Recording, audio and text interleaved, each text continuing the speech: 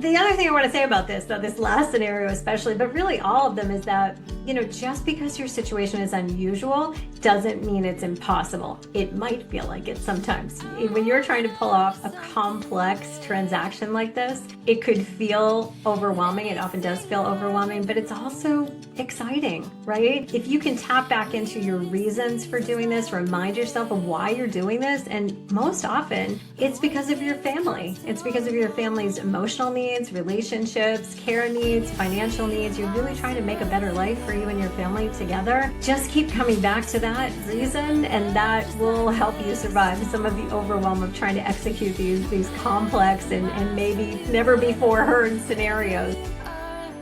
Welcome to Home After 50. I'm Juli Ford, and this is a show about reimagining what life can look like in this next chapter. Here we explore home, family, reinvention, and the evolving ways that women after 50 are shaping lives that are meaningful, grounded, and true. I'm so glad you're here. Welcome back to Home After 50. I am going to try to start this week's episode with a sense of humor because I just recorded the entire episode without any audio. I forgot to attach my microphone. Not sure how I did that. And somehow my settings were such that there was no audio. We went to edit and it was just me with my mouth moving and no sound. So here we are back again. I'm going to start over and maybe I'll even be better this time. Who knows? But you'll never know because no one will ever hear what I just tried to record.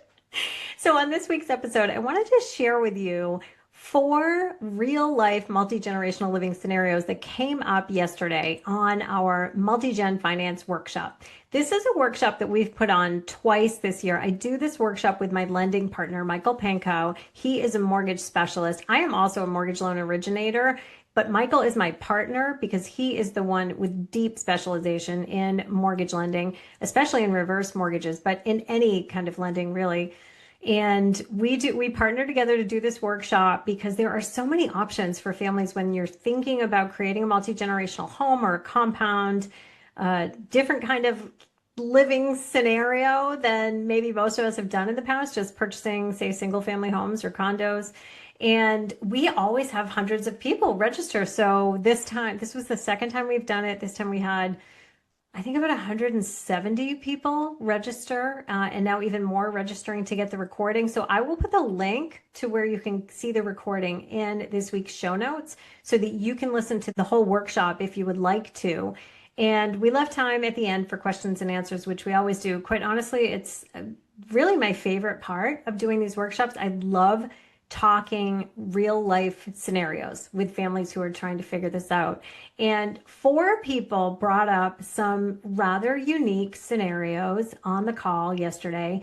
David, Ed, Carol, and Helen all had very different from one another situations that they were trying to navigate with multi-gen living and trying to figure out the financing. So I thought it would be fun and interesting, maybe enlightening, to share with you the general gist of what their scenarios were, to see if any of them are things that you're thinking of, if you've wondered about, or maybe even to just open up some possibilities in your mind about the different ways families are thinking about making multi-gen living work for them. So here we go. Let's get into it. So question number 1 was about creating a family compound with 1 older generation. They were the ones that were on the call yesterday, and 3 adult kids.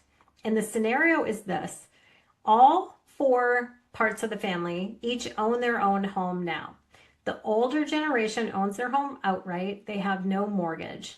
The 3 adult children, and I think they have spouses too, their families each own their own home, but they all have mortgages. And I believe they've got varying levels of equity in those homes. I don't think any of them have a tremendous amount of equity, but the older generation does have a lot of equity in their home because they've paid it off.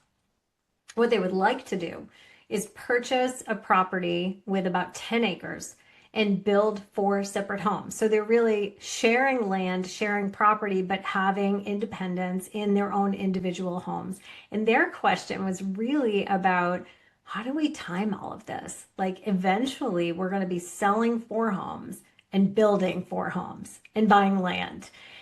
And so, there's multiple ways you could do this. And if you wanted to try to time all of this at once, then you could try, but it would be very complicated. And there'd be so many moving parts and potential things that could go wrong if you were depending on all 4 home sales timing correctly and all 4 buildings, construction of each new property being built at the same time. This is a lot of things that could go wrong. So my recommendation and Michael's was that you do it one step at a time. So this is what I would do. If it were my client, it's what I would recommend. This is what I recommended to the person that was on the call. I would think about this. I would think about looking into different ways you could access the equity in your current home.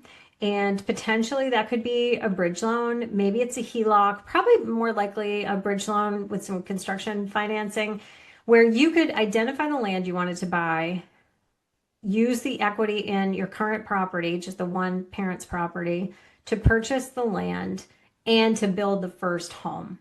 Now, if they have enough equity, they might be able to do that before selling that home. And that might be the most desirable thing to do because it would allow them to not have to move twice. That is going to be dependent on their individual situation, but that would sort of be the ideal scenario. So access the equity in the one property that has a lot of equity and no debt, purchase the new land, build the first house, sell that original house to pay off the whatever financing you had achieved to build the new house, and then one at a time have the other family members, depending on their individual scenarios. Maybe one of them has kids in school and they don't want to sell till a certain time of year, or maybe one of them has a job change coming up. I mean, there's so many different like individual situations that could influence what the best timing is. But I would say most likely one at a time, sell the other property and build another property. Now, if those family members don't have a tremendous amount of equity, they might have to do something where they're temporarily moving into the new home with the parents after they sell their house and living there for 9 months, 12 months, 18 months while they build a home. There could be many ways that could work. Or maybe once the new home is built, maybe they can access equity again from the new build to help fund the next build. So again, that family could move without selling first. It gets very complicated, as you can see, when there's this many layers. But my basic advice was access the equity you have and take it one step, one part of the family at a time. Obviously, we offered to have a call with these people if they wanted to talk it through in more detail to get more direct support. And I can do that with any of you, by the way. I'll drop the link to my booking schedule in the show notes. You are welcome to book a call with me and have an initial conversation to see how I could potentially help you think these things through. And we can loop in Michael too if you need to talk about financing in more depth. Okay, that was scenario number 1. Thought that was very interesting. Fun, vision, and dream. A little bit complicated, but they can pull it off. All right, number 2 was a totally different scenario. So this was a 66-year-old homeowner. He is also mortgage free. He has an existing ADU on his property. I think it's rather small. I think it's about 500 square feet. And he has family living in that property. I believe it's his adult child and a spouse. And I think there's either one new grandchild or maybe another one coming. The family is growing. So what they've figured out is, this is great. We like this scenario of everyone being on the same property, but we don't have enough space. We're outgrowing the space. And so his question was, how could he access equity to help expand upon what they already have? And how could he qualify for that based on the fact that he only has Social Security for an income? Now, we did not talk about whether the adult children could also bring money into this scenario. I don't know their particular situation, so that's another, part of the conversation we could potentially have. But specifically, his question was, with only Social Security for an income, what do I have for options in terms of lending products that I could potentially access? And qualifications for those things are going to vary, but one of the possibilities that we talked about was a reverse mortgage where your income is not the deciding factor. He would be potentially good candidate for a reverse mortgage if he had a lot of equity in his home. He did live, I think, in a relatively high-priced area and had no mortgage, so it's possible that he might have plenty of equity and a reverse mortgage might make sense for him. There are a lot of things to know about reverse mortgages. Michael and I do workshops specifically about reverse mortgages about every other month. We're scheduling them now. And we could also have a conversation with you if this is something you want to explore. But it is a possibility if you're over the age of 62, especially if you have a lot of equity in your home, but you don't have to be mortgage free. I just want to be clear about that. You can have an existing mortgage that gets paid off with the reverse mortgage. And it's all a calculation based on your age, the value of your property, and how much you currently owe on the property. So something to consider if you're over age 62, accessing equity in your home through a reverse mortgage to expand what you're able to have for living space for a multi-generational living situation could be a possibility. All right, scenario number 3, another interesting 4-member family scenario. So in this case, though, they wanted to see if they could take a primary home and add 3 ADUs onto the property. So not maybe as large a parcel as that original 10-acre conversation, but 1 primary and 3 ADUs. By the way, California allows for this. I think this family was from California. I'm not sure about other states, but I do know you can have up to 3 ADUs in California. But they wanted to build all on 1 parcel, but they wanted to know if every member of the family could have separate loans. So say you were the parents and you owned the 1 primary property and you had 3 adult kids and they were all going to build an ADU on your property. Could they each have a separate loan to build that ADU? The answer is probably not. And here's why. In this case, this is 1 parcel of land, 1 legal property that they're talking about. And an ADU is an accessory dwelling unit. It's not a separate parceled off property where you have like individual lots. They were not talking about subdividing a lot to build 4 primary houses on 4 separate lots that just happen to be attached. They were talking about keeping 1 property and having 4 dwellings on it, 3 of them being accessory dwellings to the primary home. And the answer to that is that a lender is not going to look at that like it's 4 different properties, so they're not going to do 4 different loans. Now, could you have 4 people on the same loan? Yes, definitely there are products available where you could do that. We even talked about VA loans, for example, where you could have several qualifying co-borrowers if you're a veteran or a military member. But this was an interesting scenario where I think they wanted to keep some financial autonomy as well as some independence in their living situation, but still be close to one another. But what they were asking was really like a real estate question, a title question, and a financing question all rolled into one. And the way that they were originally thinking about doing it is probably not workable. Now, again, we would have to talk to them about their individual situation, but most likely if you have 1 parcel, you're going to have 1 loan. And if you want multiple people responsible for it, you can have multiple people on the loan. All right, scenario number 4. This one was fascinating. I don't know if I've heard this one before, not anything exactly this specific. So there was a woman on the call who was selling a home in one state and buying a property in another state. And that property was a bundled property that actually had a separate lot in between them that was not part of the bundle. And on 1 parcel, they wanted to build a couple of homes for their multi-generational family. And on the other parcel, there were some existing rental properties. And they wanted to keep the existing rental properties on the 1 parcel for rental income to help fund all of this, and then build on the other 2 properties. Now, this got really complex because the property in the other state that they're trying to sell has been sitting on the market for many months. We got into it on the call, talked a little bit about what the reasons for that might be and what she might be able to think about. And actually, I need to send her an email because after the call, Michael had some ideas that we talked through a little bit more about creative solutions that she might be able to come up with to sell that particular property, given what she told us about it. But this is where it gets a little bit complicated. They are depending on the income from that property they're trying to sell in another state to help fund the new purchase. And that is getting a little bit at risk because of the delay in selling the property. So few things about this scenario. One was that Michael thought about the possibility of doing a different kind of loan altogether for the new purchase, which would be a DSCR loan, which is a debt service coverage ratio loan, where the lender would look, it's a totally different kind of loan than what you've ever used to purchase your primary home. It's where the lender looks at the investment income, the rental income of the existing property, and can that cover the debt of the mortgage. So it's a different qualification. It's more an investor product, business type loan than it is, when we purchase our primary home and it's based on personal income. But it's definitely worth considering for them because of the existing rental income on the property. But they'll just have to look into that specifically and see if that could potentially work for them. And the other thing about this that I want to say is that when you are doing something this complicated, especially that involves selling one or more properties to buy another property or more than one other property, and you're not working with the same team, so if you're not in the same general location, you don't have the same real estate agent, maybe you don't have the same real estate attorney, maybe you don't even have the same lenders.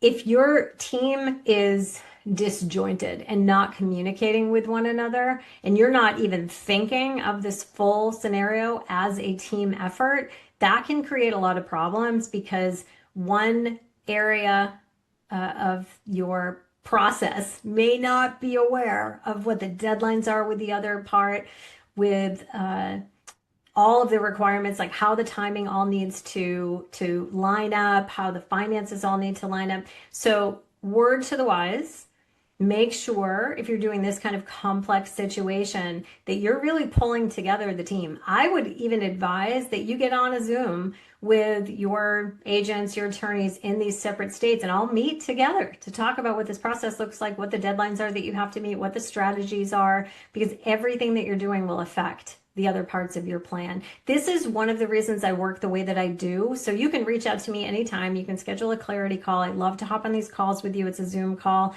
We'll talk through your individual situation, and I will give you my best advice for how I think that I could support you, or steps I think that you could take to execute your plan. And if you need, I can refer you to my vetted list of real estate agents so that I can connect you with a very specifically qualified real estate agent in the area that you're selling or buying in, or both. And then I stay involved in the mix to make sure that you're tapping into me as a resource and a guide to make sure that the whole plan is being treated as one plan and executed properly. I can also support you with the financing through that. Michael and I can support you with that. So always feel free to reach out for that. I'll drop my link in the show notes. You can always go to my website, juliford.com. It's very easy to submit an inquiry there, and we can get connected through email and set up an appointment.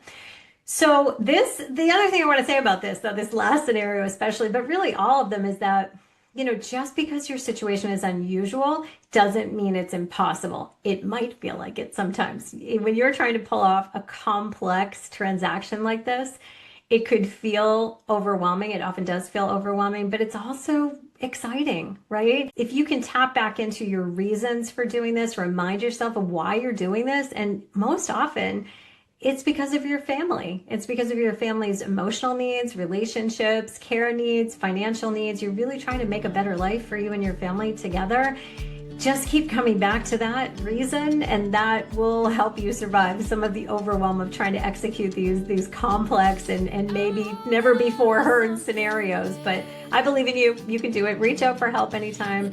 That's what I'm here for. I will continue to share these stories with you because I hope that they are interesting to you and maybe give you some ideas. So please also feel free to email me, Juli@juliford.com. Let me know if any of these scenarios sound like you, or if they gave you any ideas. I love to hear from you. Okay, we'll see you next time. Thanks so much for joining me for this week's episode of Home After 50. If this episode resonated with you, please make sure you're following and subscribing so you never miss a thing. And you can find more resources at my website, juliford.com. See you next time.